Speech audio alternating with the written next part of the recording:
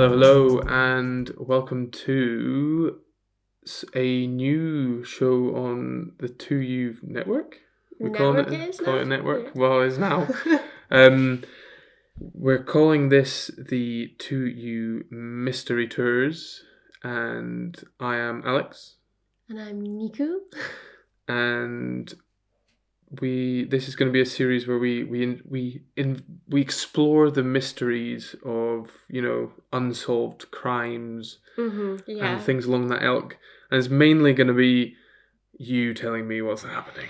Pretty much. Maybe I'll come to you at some point with one, but realistically, it's probably you informing me of things that have happened. I'm going to tell you a mysterious, unsolved story, and you're going to try and give me some ideas. On what you think has happened. Okay. You're going to put your creative mind at work and see if you can solve it, since all these professionals haven't been able to so far.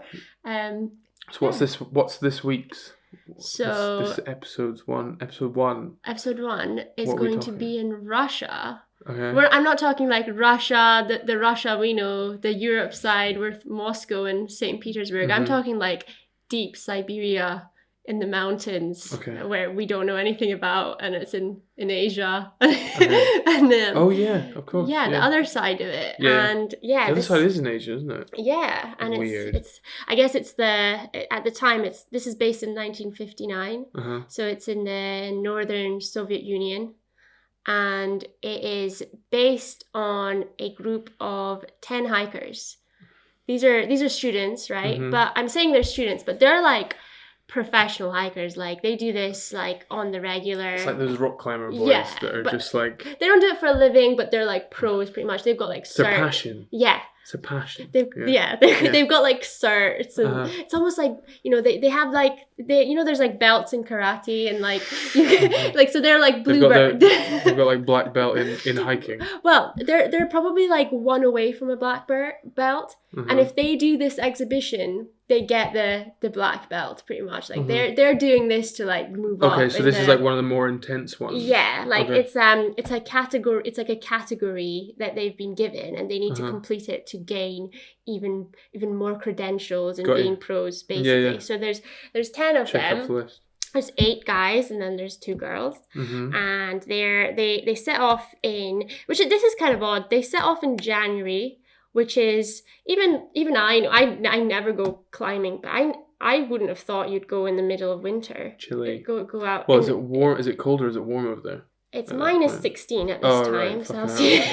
Never mind. So even like, see with Everest, when they do like climbing seasons, they even do that in June, and it's like bad weather, but compared to the rest of the year, it's meant to be a bit better in June. They never go out in the winter, but these guys are like, nah, we're too hard for this. Like, we'll go in January. So they set off in like something like the end of January, and they go to they take the train to this little village called Vizhai. How I've remembered it is it's opposite to High Viz. I was just like, as if that's called. Is it really called Vizhai? Yeah. And so this is like the last inhabited village.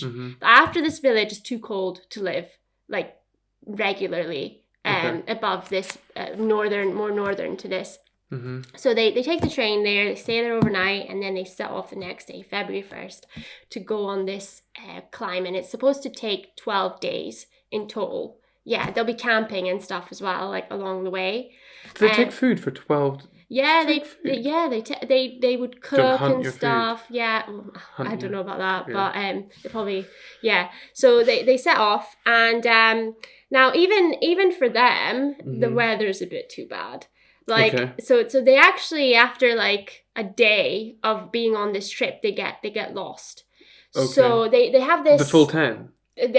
All of them are together. Yeah. So they get to this pass, and they're supposed to cross this pass, but they can't see properly, and they deviate, and they were like, okay, do you know what? We'll just set up camp now, and we'll just carry on the next day when the weather clears up. So they set up their camp.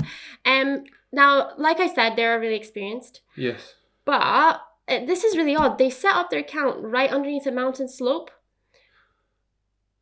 I don't think that's normal, is it? But if the weather conditions are that adverse, like you can get to a point.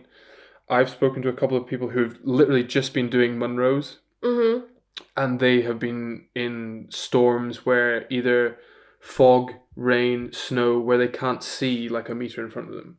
So they may not actually know where they're staying. Right. Okay, so they probably didn't even know they were lost. No. Maybe they were just like, they might have known that they were lost, but because they've been walking, it depends how well they can probably navigate maps and stuff like that, which you probably would think if they're experienced they can. But what I mean is they may not have known what was above them, right? Because you can't see it, or what's like just next to them or anything. Okay, yeah, that makes sense, because these guys, like, you wouldn't expect that from them, especially because now looking in hindsight, I think maybe a few meters away was like a wooded area that, like, if they just walked a bit more, so it does make sense they probably just couldn't see. They wouldn't have been able to see. Yeah, okay, fair enough. So they set up camp there. This is now 2nd of February, and I said that they were supposed to be back on the 12th of February. 12th comes and goes.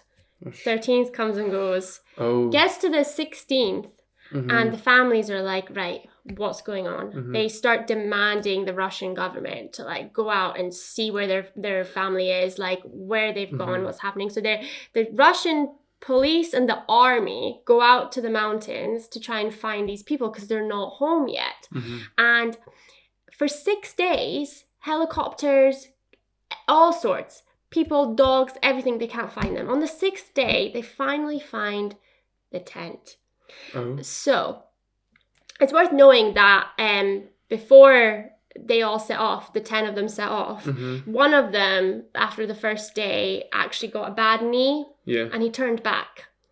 And he was absolutely gutted about it. Well, I wouldn't be gutted in hindsight. Well, no, because you're about to find out why he was so lucky for not going. So it's actually 9 of them. But they find the tent, and it's empty. It's absolutely nobody's in it apart from everybody's clothes, like winter gear, like proper winter gear, like boots, all of their shoes as well. Like, it's empty apart from that.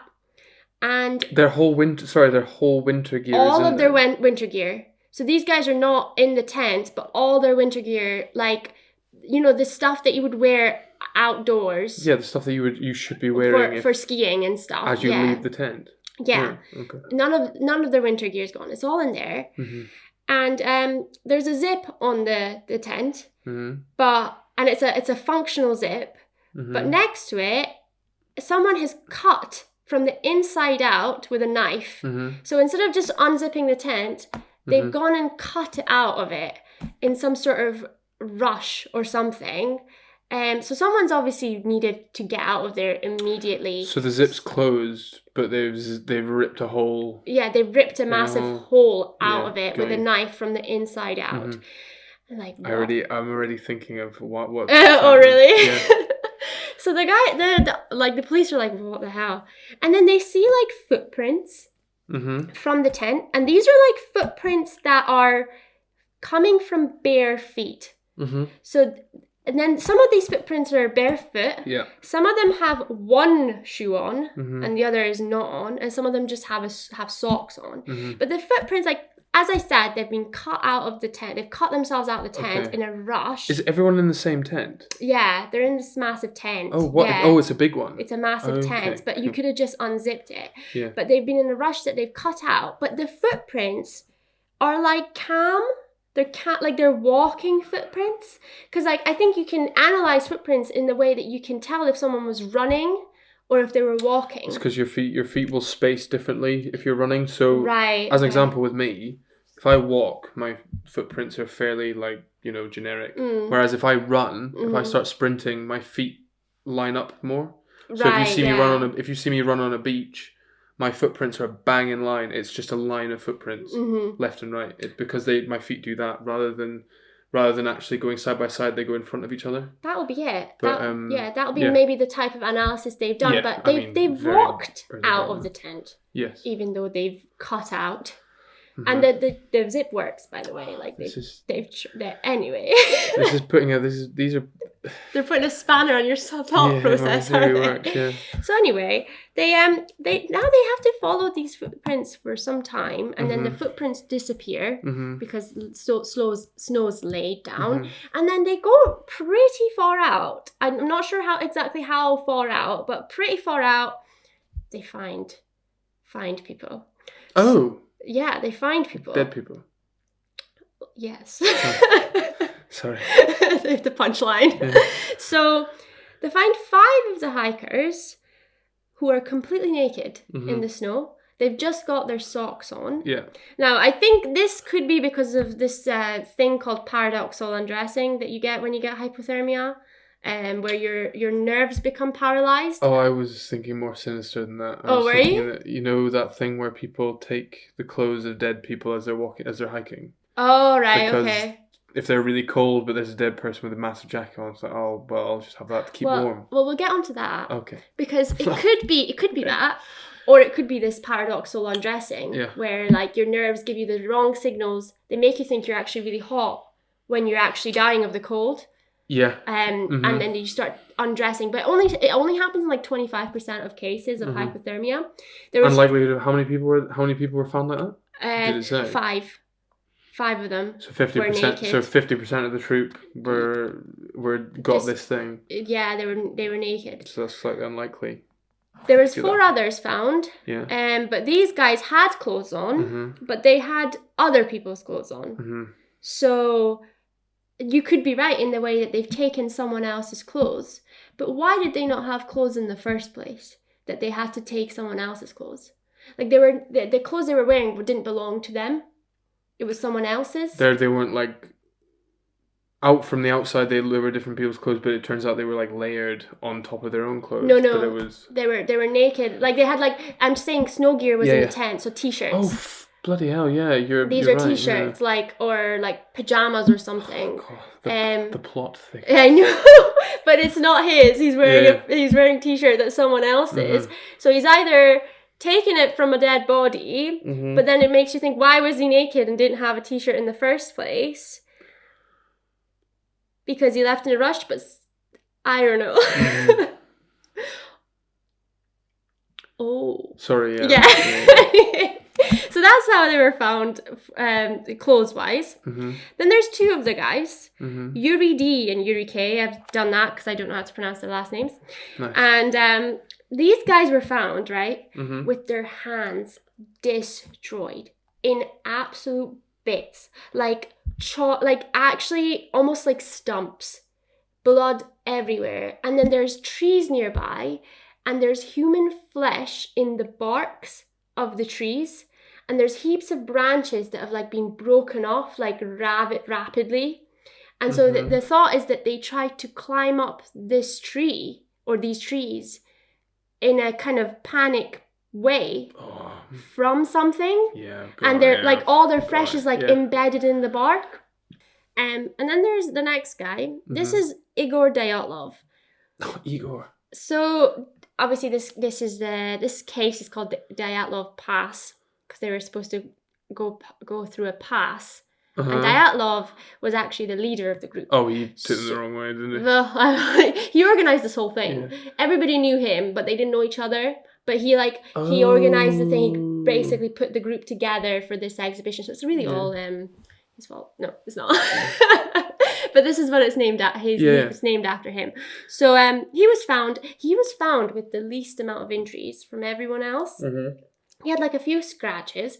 He was found on his back with his arms crossed on his chest like this, kind of like how you would be in some sort of open casket or something type of thing. That's also how I sleep. Oh, is it right?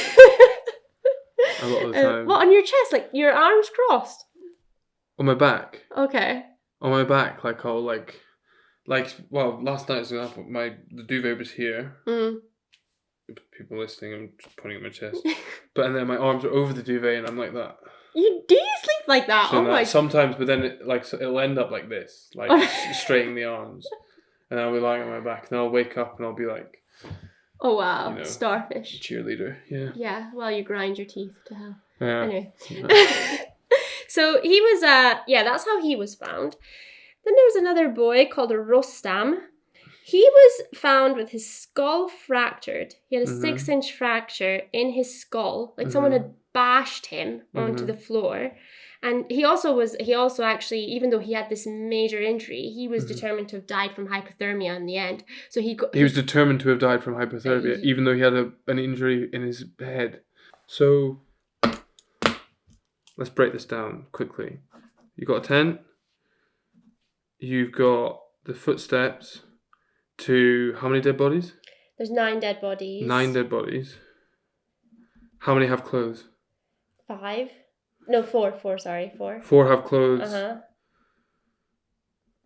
5 none. And then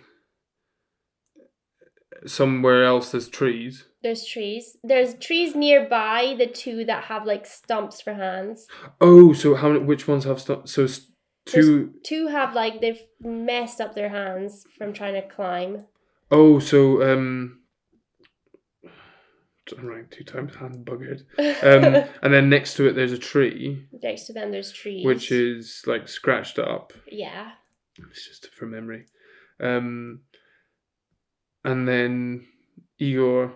So Igor is just on his back with his arms on his chest. Is he one of the 9 people? Oh, they're all there. Sorry. Yeah, they're well. Yeah, because the guy with the So he's on his back. But like worth noting that. Yeah. So there's 1, 2, 3, 4, 5 of them were found there and then, and then there is the other 4. It took 2 months to find the other 4. In the same area. In the same area, yeah.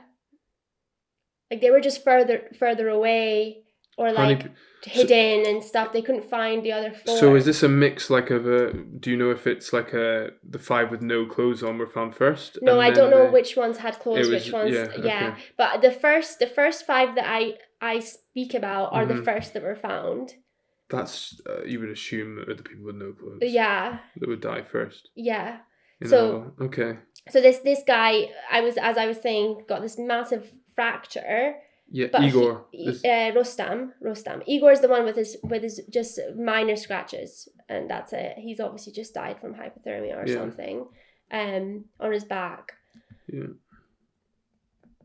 Okay. And then Rustam is the one who has the massive skull fracture that you would think had killed him, but he actually, after receiving that, was still alive, and he died from the cold. Not ideal. No, that's probably the worst way to die. And then there was the one of the females, Zanadia. She also, they think, has died from hypothermia, but she also had stumps for hands as well. So there's 3 of them, but she was found further away than the other 2 boys. Yeah. So, but she had like awful hand situation going on. And then 2 months later, they managed to find the other 4. They find this guy called Nikolai. This guy was actually well dressed. Okay. Like, he was not in the way like for winter gear, but he had like a shirt on and stuff. Like, it was like a well dressed guy. He had his skull bashed in. He had a really bad like heavy contact injuries where he had his skull bashed in. He had a broken jaw. He had like he had fractures in his arms and stuff as well. And then there was these 2 guys they found, Alexander and Samyan. Okay. Right? So these 2 had probably the worst. They had both their eyeballs missing. They had like a really, really deep wound in their skull. And something had compressed their chest so much that their ribs had split apart. It's so weird because these people are all in the same area, but they have such different injuries.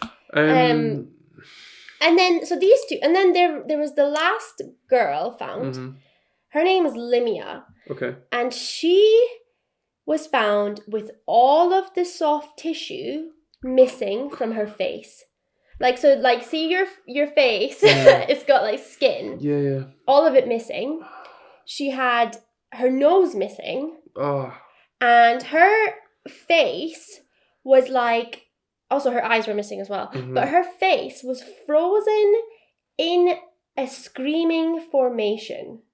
So like her mouth was like in a scream, like stuck in a scream mode. And listen to this. Her tongue was missing.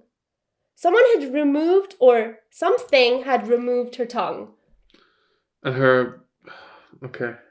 Like, so this is the last girl that was found. Yeah. And it's worth saying, like, I was talking to you about this before the we started this podcast, but there is a condition where when you die, your blood rushes to a certain location in your body that you're lying on. Yeah. So if you're lying on your back, all of your blood rushes to your back. Yeah. Right? So these people had that condition, something to do maybe with hypothermia or something. Yeah.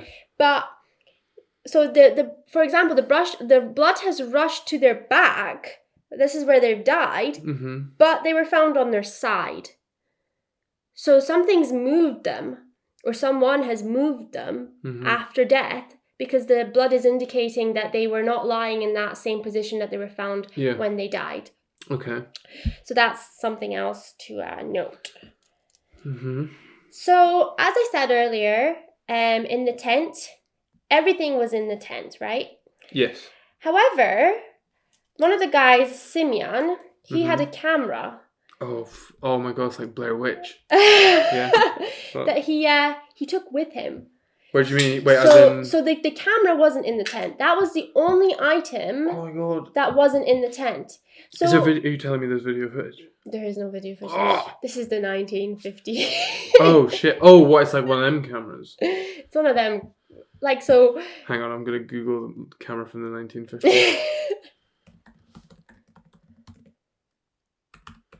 Just so I know what we're dealing with. Okay. Oh dear. Fuck. Yeah. Sorry. Carry on. Yeah. So this guy... It's not helping at all. So the fact that they cut out the tent, left all their winter gear, but this guy is like, no, I need to take my camera.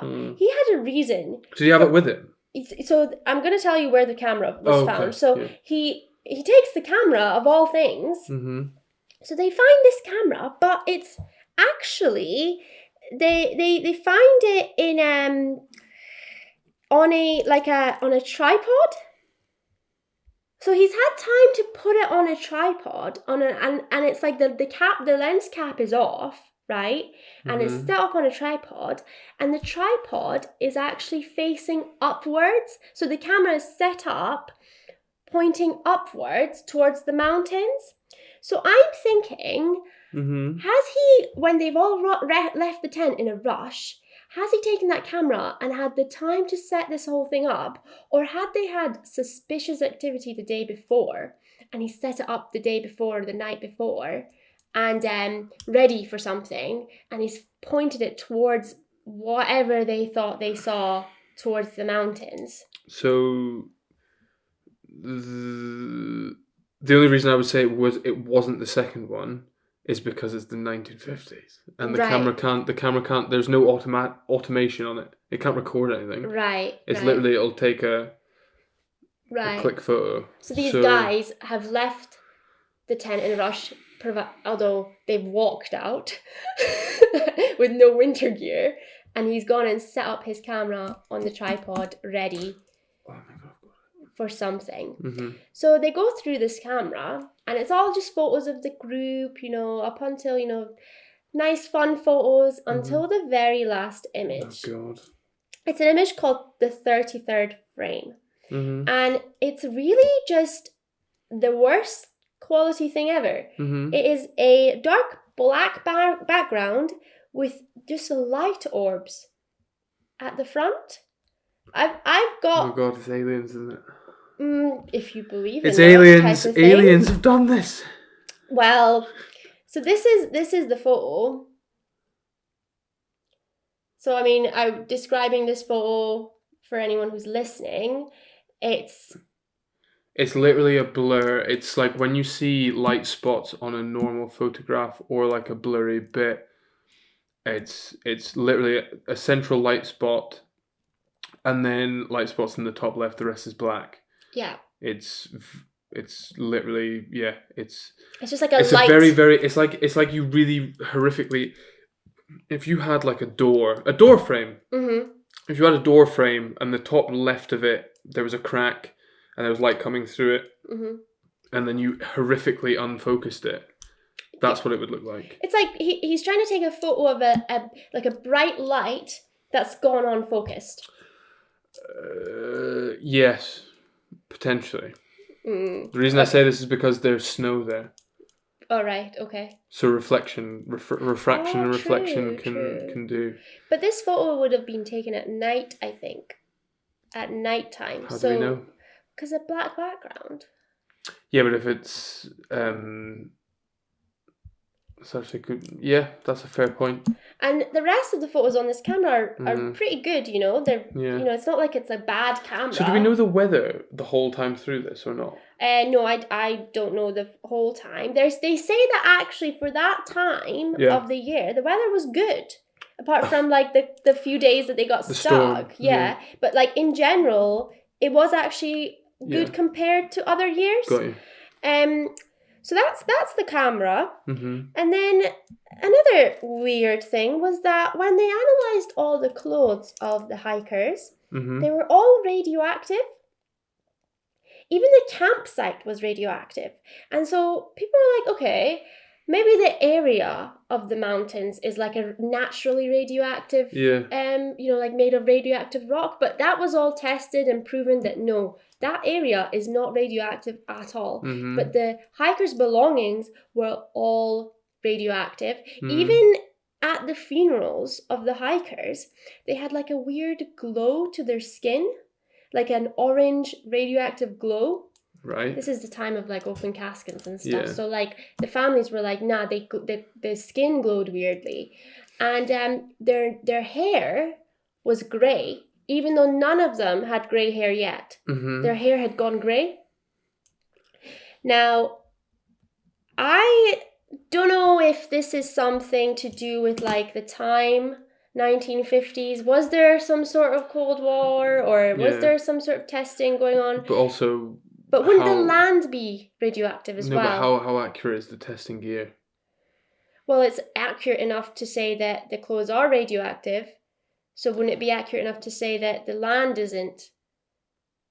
Yeah, but what I mean is it almost like a false radioactive for the clothes? Is there some other reason? Like obviously there's some. How does that explain their skin glowing all weird? Well, then that's again, you go back to people in the times just not used to seeing someone that's like been frozen for however long and stuff. I mean, it might be if they're radioactive. I just don't think even someone who's been frozen would give off an orange glow. I'm not. It's hard because it's the 50s. It's like, and we're so used to certain things now, versus them not being used to certain things. Like, what like did someone give them like mad makeup? Did someone tango someone? Well, you know what I mean? Yeah, did someone maybe give them a bit of too much of the old? Is it blusher? Blusher. Blusher. Well done, turn them orange, and then you're like, well, maybe they have like certain protocols that they follow with open caskets. I don't know that they. But then, it is worth noting some of them are missing eyes and stuff. So like, is there any point in trying to glam them up? Yeah. Yes, that's a very good point actually. But then, how do they know they're glowing orange if they're not? Skin like on their body, like. So, but are they opening just parts of the casket where there's like still a body? I don't no. So it's an open casket though. So it'll be. Wouldn't it be like glass the whole way down? Open casket usually is your bottom half is closed, and then it's like the casket opens in two halves. So the bottom half is closed and the top half is open, so you can see the face. Whereas, unless it was reconstructed or something, I don't know. Well, like you can still see the neck, couldn't you? Like your neck, the neck's probably glowing orange if there's no. soft flesh on the face. I don't know. It's just like, it was something that was said by the families, and they're probably the most genuine people who want everything solved. Yeah. So I would believe them, compared to like. Oh yeah, say I would agree that they've seen something. I'm just wondering what caused it. Yeah. I'm just trying. Yeah. Yeah. So that was the radioactive part. Mm-hmm. Then there was another set of hikers on like the other side of the range or something like that, and they reported, these other hikers, they claimed to have seen like orange orbs glowing in the sky on that night that the hikers were kind of like missing, or this has happened, and they said that they saw these glowing orbs on the sky. And then something else that was noted is that the trees around that area, now remember, this is like Siberia, so it's cold, but the tops of them were singed and burned. The tops of the trees, in a cold -16 Celsius environment, the tops of the trees were singed and they were burned. So was it something to do with these orange orbs? Yeah. Like glowing orbs? Or, I mean, isn't this pointing to some sort of alien? That's like all the weird stuff that they found, pretty much. I did want to tell you about one theory from some guy called Igor. Okay. Who he had said that, so he thought that there was he has this infrasound theory, which is basically, he put forward the idea that the wind going around these mountains was so intense that it created a vortex, and this vortex caused an infrared sound at a certain specific frequency that drives humans crazy. Okay. You know how like dogs react to sounds and they go crazy and start barking? So his theory is that this happened in like the perfect storm, literally, where it did it to humans. Okay. At a certain, is it hertz? Yeah, hertz. Yeah. At a certain hertz, that these guys just caused a panic in them, and they went nuts, and they tried to climb trees and tried to eat each other. God. Okay, so That's it, yeah. So my theory, I have multiple, obviously. Okay. First one is fairly similar to this. The only difference is that it's not the hertz thing. Hypothermia can also send you crazy. So I watched a film recently that talked about how if you become cold enough, you start to hallucinate and you can become delusional. So one of my things is, okay, someone has become delusional, because the likelihood of everyone becoming delusional at the same time is pretty unlikely. Or someone's essentially kicked off in the tent and they're just like, get me out of this tent now. And then did you say Igor had been beaten up as well? Igor had he had injuries that were pretty intense for like me and you level. So who's not got injuries? Igor has injuries. Everybody has injuries, but Igor's were less intense than everybody else's. So okay, so my first theory, Igor goes off on one, right? The storm is really bad. Everyone just fucking, like, half the people are like they're in. Yeah, it's weird. They just bung on. I'm going off the top of my head right now. They just bung right. He goes nuts in the tent. They all just bung on clothes to just get out of the tent. That's why they're panicking. They're like, get me out of this tent, okay? Because he's going nuts. He's trying to kill people, or he's trying to do whatever. Get out of the tent, start running, But they don't run. Some of them, okay, yeah, good point. Okay, let's just say they run, but they run in a pattern where the walking is. You should be in like the FBI. Yeah. Right, so they get to they start dropping, like they're fighting, they're like, and then he's like beating the shit out of people, and it's freezing, so like likelihood is that people will go down quite easily, or he'll be able to take on these people quite easily because he's off his nut. and then two of them that are, I don't know, shitting them, like there's still a lot, two people, like I'm saying someone's still alive and they're panicking and they're like, fuck, and they've got a flare with them. Mm-hmm. So they shoot the flare up in the sky, which would explain the glowing orb, and it would also explain the singeing of the top of the trees. Oh. Because it's magnesium, which burns anyway. That's interesting, because they must have these survival panic That's kits what I mean. and stuff. Yeah. So they've shot this flare up in like last ditch attempt before like Igor comes and beats them with the head.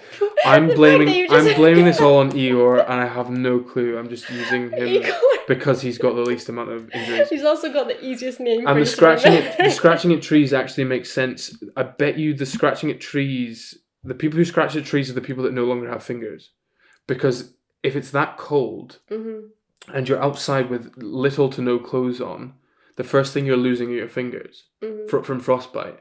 So as soon as you put pressure on something, enough pressure on it, they'll just snap off. So do you think they were trying to get away from Igor? Yes, by I think they were trying up to climb the trees? Yeah. Yeah. Well, yeah. Igor. No, maybe potentially not Igor, but I think they were trying to get away from someone, and they were trying to climb a tree. But the amount of pressure that you have to put on your fingers in order to move your body upwards, they would just pop off. Is my assumption. Radioactivity, I don't know. Is that maybe from the magnesium from the flare? But if it's from everyone, it wouldn't make sense. I've also written down drugs. Are people taking drugs and then they've just gone absolutely on one, like just gone nuts? Some of them. Have I written anything? Oh yeah, eyeballs missing and tongue missing. So that's the like the initial parts that birds go for. Oh, so this is the eat. Elements coming into so play. The elements have killed them, and then the nature has just come and taken the that makes sense. The eyes and the tongue.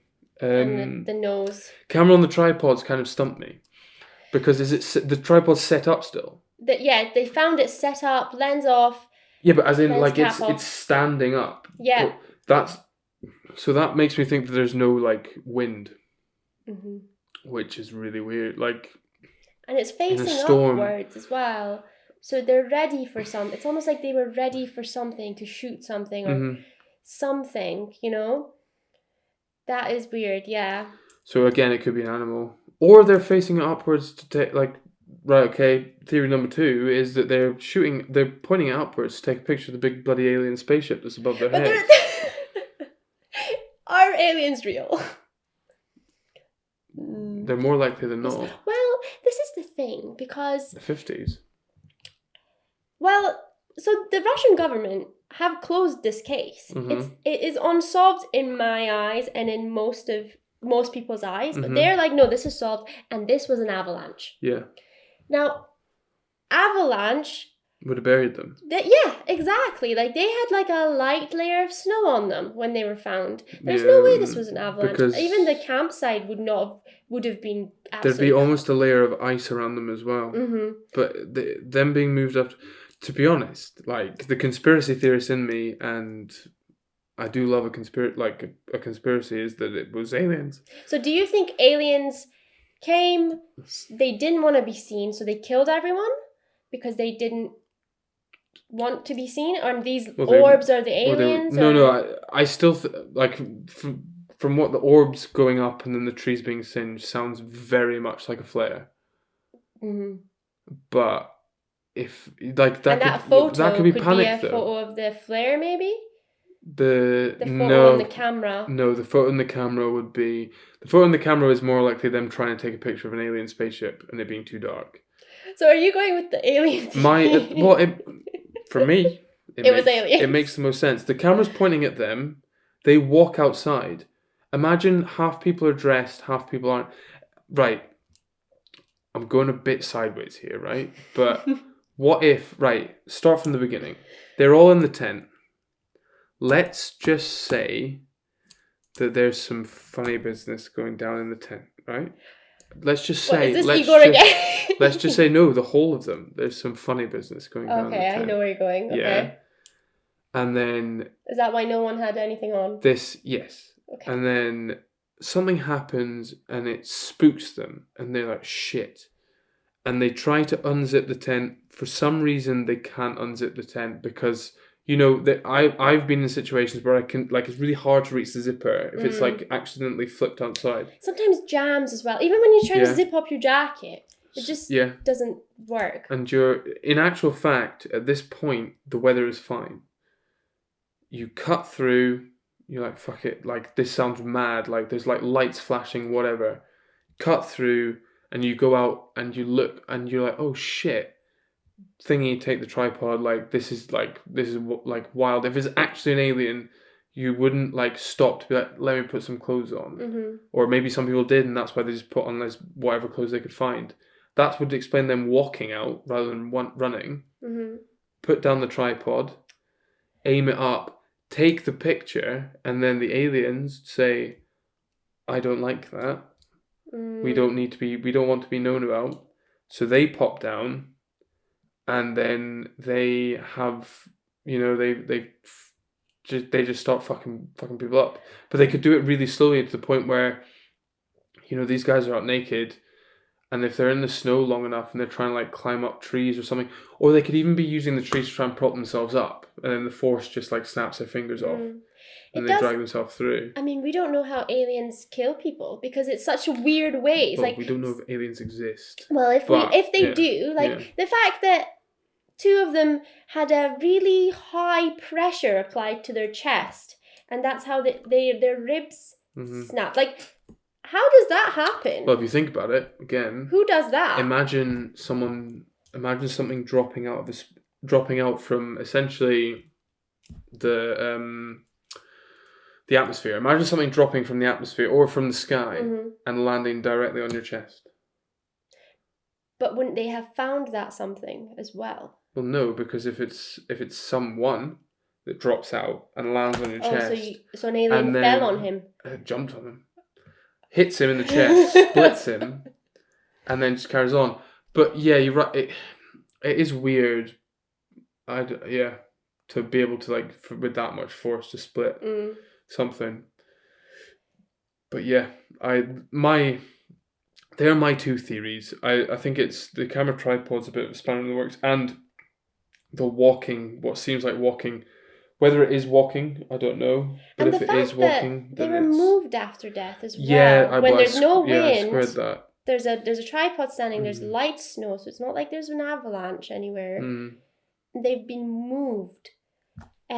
That's strange. Unless maybe it's an animal that's coming, you know, tried to eat the flesh and then moved them. But then I'm like, what kind of, like, a bear could do that, but there's no bear, you know, like, footprints. But then the moving thing goes back to either someone being, like, crazy from hypothermia or whatever it is, or drugs, and they're just moving them to, like, for the sake of moving them, or aliens, or you're right, animals could have.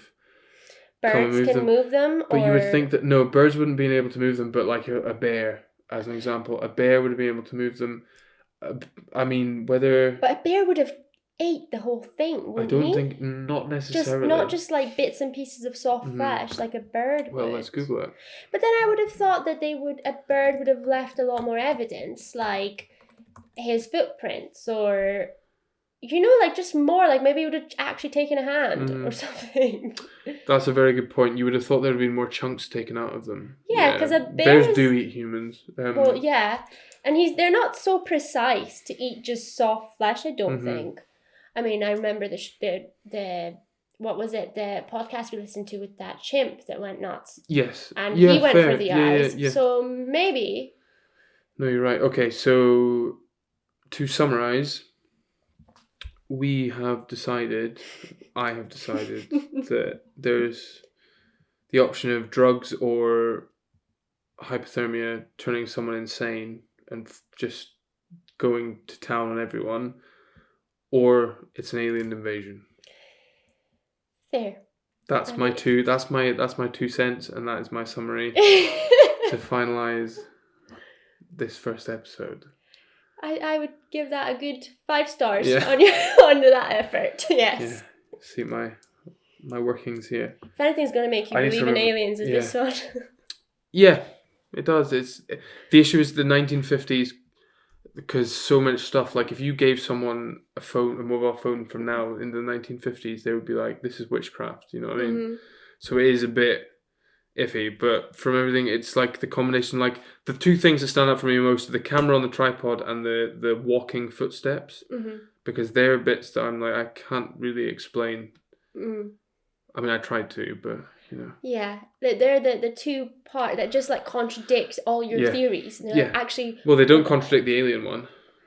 Well, no. They help it, but cutting themselves out, not ideal. But who knows? Who knows? Yeah, well, that's why it's a mystery. That's why it's a mystery. And on that confusing note, we will end it there, and we will say goodbye. And we will say thank you for listening. Thank you. And we will see you for the next mystery. Don't tell us what it is. No, I won't. But it's in the works just now, anyway. Good. But yeah, let us know what you think of this new part to the new network. If you enjoy it. Yeah. We'd love your feedback. We'd love your theories. Yes. Let us know what you think. Apparently there's 72 official theories on this case. Official. Yeah, so let us know in the comments what you think really happened, and whether you think you can solve this this mystery that's been... What are you calling it? It's the Dyatlov Past mystery. The mystery of the Dyatlov Past. Yeah, so the pass that they tried to cross, and Dyatlov who led them the way. Wow. Or you think has caused this whole scene. He led them to their death. Yeah. Right. Yep. Thank you for listening. Yes, thank you for listening. Subscribe. Yep. Like, share, and we will see you next time.